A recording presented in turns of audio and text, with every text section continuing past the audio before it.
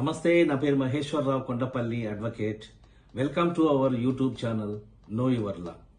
మనం గతంలో ఆస్తి హక్కుల విషయంలో కొన్ని వీడియోలు చేయటం జరిగింది.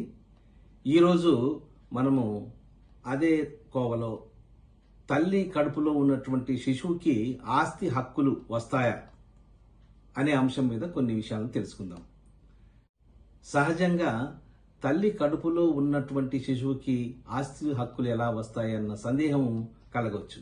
కానీ చట్ట ప్రకారంగా ఆ తల్లి గర్భంలో ఉన్నటువంటి శిశువుకి ఆస్తిలో భాగస్తులుగా పరిగణించబడతారు. ఒక వ్యక్తి చనిపోయే సమయానికి అతని కుటుంబంలో ఒక స్త్రీ గర్భవతి అయి ఉండవచ్చు. అట్టి వ్యక్తి చనిపోవటానికి ముందే ఆ స్త్రీ ప్రసవించి ఉంటే ఆ పుట్టినటువంటి బిడ్డ కూడా ఆ ఆస్తిలో భాగస్థురాలుగా లేకపోతే భాగస్థుడుగా పరిగణించబడతాడు. అంతేకాకుండా అట్టి వ్యక్తి చనిపోవు సమయానికి ఆ స్త్రీ గర్భంలో ఉన్నటువంటి శిశువు కూడా ఆ వ్యక్తికి వారసుడుగానే లేక వారసురాలుగానే పరిగణించబడతారన్న విషయాన్ని మనం గుర్తించాలి. అట్టి వ్యక్తి చనిపోయినప్పటికీ ఆ గర్భస్థ శిశువుకి వారసత్వ హక్కులు సంక్రమిస్తాయి. హిందూ వారసత్వ చట్టంలోని సెక్షన్ 20 ద్వారా మనము ఈ గర్భస్థ శిశువుకి ఉన్నటువంటి ఆస్తి హక్కుల గురించి మనం తెలుసుకోవచ్చు.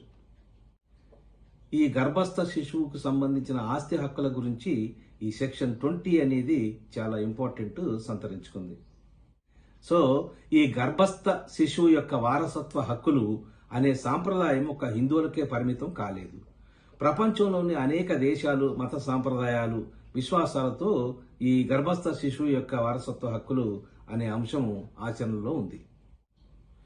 మనం ఇక్కడ కొన్ని విషయాలని గుర్తుపెట్టుకోవాలి. అదేంటంటే ఈ గర్భస్థ శిశువుకి ఆస్తి హక్కులు సంక్రమించాలి అంటే అట్టి గర్భస్థ శిశువు సజీవంగా జన్మించాలి. ఇది ముఖ్యమైనటువంటి విషయం. ఒకవేళ ఈ గర్భస్థ శిశువు తల్లి కడుపులోనే మరణించినట్లయితే ఈ యొక్క సెక్షన్ 20 అనేది ఆ గర్భస్థ శిశువుకి వర్తించదు. అయితే ఇక్కడ మరొక విషయాన్ని మనం గుర్తుపెట్టుకోవాలి. అదేంటంటే ఈ గర్భస్థ శిశువు సజీవంగా జన్మించిన ఒక గంట తర్వాత మరణించినప్పటికీ ఈ యొక్క సెక్షన్ 20 ప్రకారంగా ఆ యొక్క ఆస్తిలో హక్కులు సంక్రమిస్తాయి అనే విషయాన్ని మనం గుర్తుపెట్టుకోవాలి. అలాంటి శిశువు ఎలాంటి వీలునామా లేకుండా చనిపోయినాడని పరిగణించబడతారు. అంటే ఈ సెక్షన్ ప్రకారంగా ఉదాహరణకి ఒక వ్యక్తి చనిపోయాడు. చనిపోయే నాటికి తన భార్య 3వ నెల గర్భవతి ఉంది.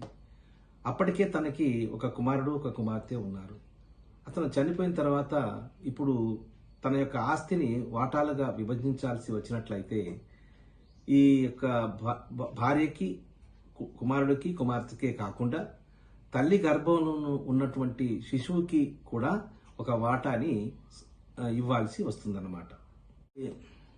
ఈ సెక్షన్ 20 హిందూ సక్సెషన్ యాక్ట్ ప్రకారము ఈ గర్భస్థ శిశువుకి కానివ్వండి పుట్టినటువంటి బిడ్డకు కానివ్వండి ఆస్తిలో హక్కులు ఎలా సంక్రమిస్తాయన్న విషయంలో మెడ్రాస్ హైకోర్టు 2007వ సంవత్సరంలో తేదీ 4/6/2000 సంవత్సరంలో ఎన్ రామచంద్రన్ వర్సెస్ ఈ వరదరాజన్ మరొకరు అనే ఒక కేసులో ఒక కీలకమైనటువంటి తీర్పుని వెలువరించడం జరిగిందన్నమాట.